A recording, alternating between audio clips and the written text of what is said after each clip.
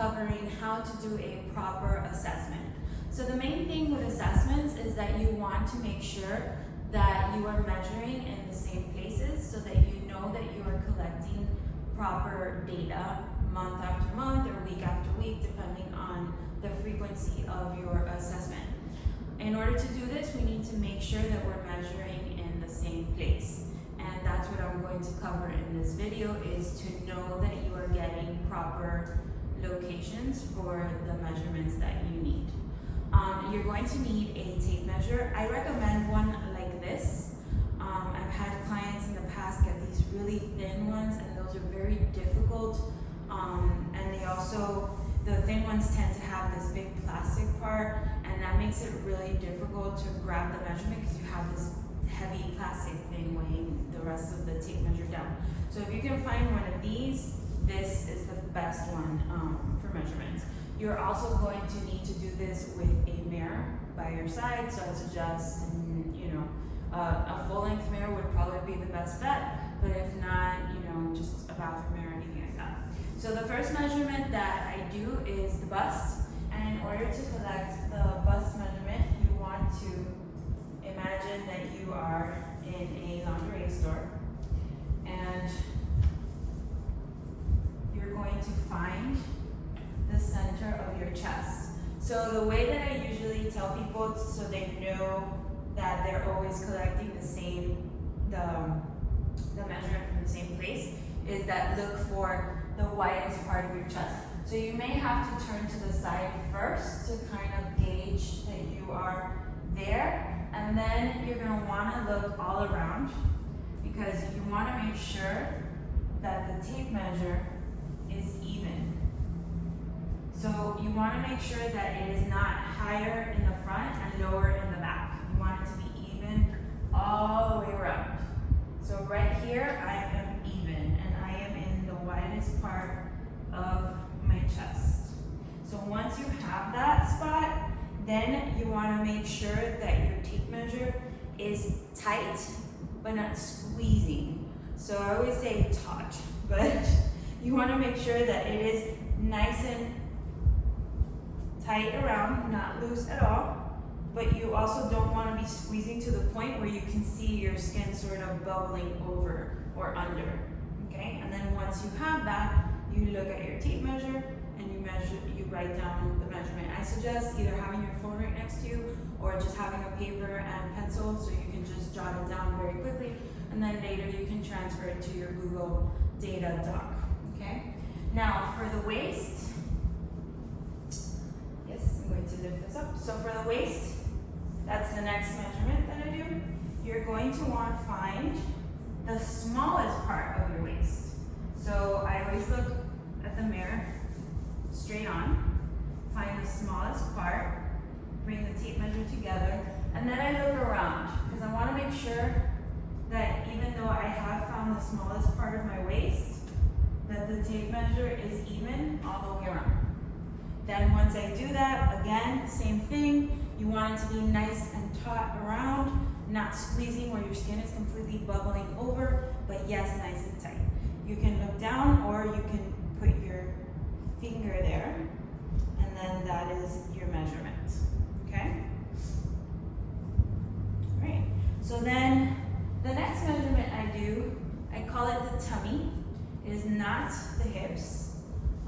Sometimes people get confused with that. So in order to get this measurement, and the reason I do this measurement a lot is because we're going to be doing a lot of abdominal work, and the best part about doing abs is that it starts to really cinch in all of this area.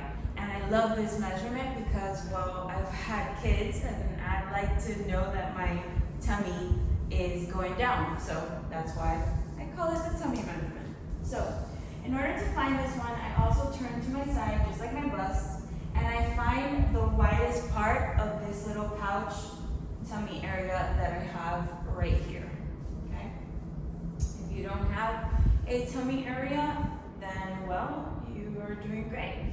And maybe this measurement is not something that you will need. But if you do have a little bit of a pouch, this is a great measurement to have. So when I find that widest part of my tummy, Then I do the same concept as when we did the bust.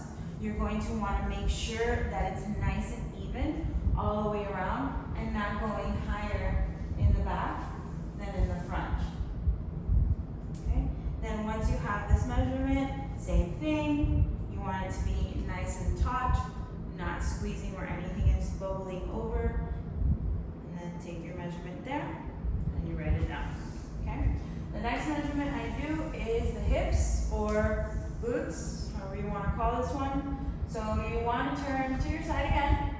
Find the widest part of your glutes. That's how I gauge this measurement. So I look for the widest part of my butt area. Okay? And then I come forward. I make sure that I am straight, that I'm not higher or lower in the front. And then I measure. It's usually underneath your tummy. If you look forward, you'll see it's sits right on this hip area right here. Okay? Then take, again, nice and tight, not squeezing, and take your measurement. Okay? For your thighs, you want to find the center of your thigh. Okay? So gauge that you're somewhere in the center. Then once you're there, same concept, you want it to be nice and even all the way around. Okay?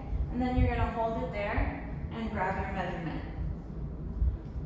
For some people, I would recommend, if you want to make sure that you're getting this measurement very accurate and you're worried that from week to week you're not going to know or be able to recognize where the center is or where you measured last for the thigh, what you can do is, right now at this point, you can take a pen or a little marker and just put a little dot right here. Okay? Then take your measurement, write it down, okay?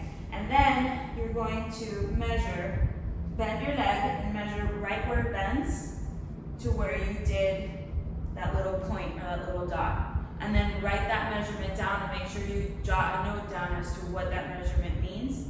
And then you will always know to take that measurement right there. Because once you have that number, you can do this, find your spot, and then measure around using that reference point. Okay?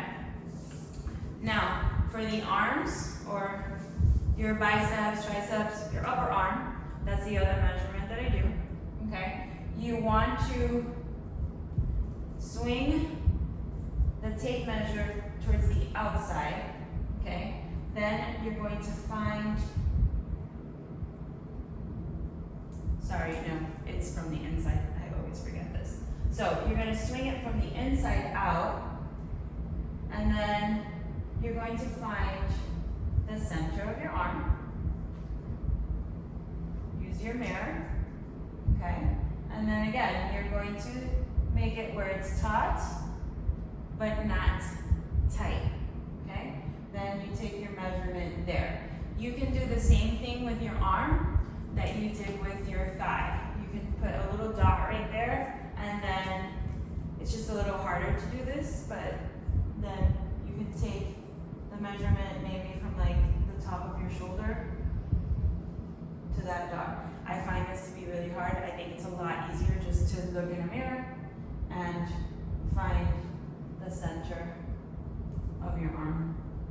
I think this is just way easier for me than to have to do a dot on my arm, because unless you have help, if you have help, then great, do it. Okay. Now this is optional. Most women I know don't really care for this measurement, but in case that you do, or maybe you're not a woman and you're a guy and you're interested in growing your calves, you can go ahead and measure your calves. So it's the same concept as everything else. You want to find the center of the bottom half of your leg, okay? And then you're going to take that measurement there. And then if you want to always grab the same spot, you can do the same concept, do a little dot, and then from your knee, measure down, and you'll know what the length is of where you did that measurement. And that's it. So that would be how you do your measurements for your assessment data, and I hope that that clears everything up for you. I hope that makes it easy for you, and good luck on your program.